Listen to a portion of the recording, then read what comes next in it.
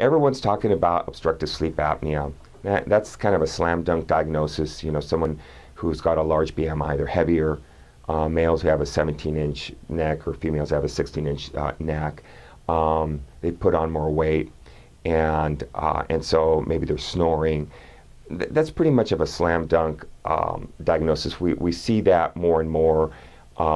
Doing a sleep study could certainly get us good data to really give that confirmed diagnosis from a sleep physician or a pulmonologist.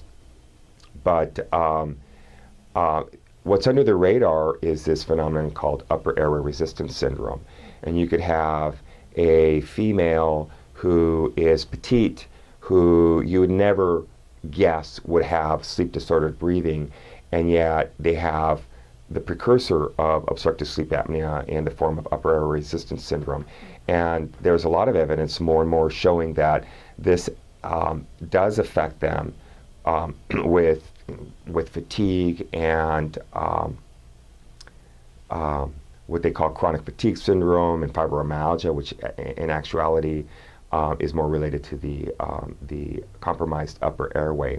The polysomatic disorders, irritable bowel syndrome, and it's a complicated physiologic matrix of conditions that point back to not sleeping properly, and not sleeping properly because there's a compromised airway, and having a compromised airway because perhaps that patient had four bicuspids extracted to straighten out their teeth when they were a teenager, and now their tongue doesn't have enough room, they have a tongue thrust, and they have all these other problems. No one's connecting the dots.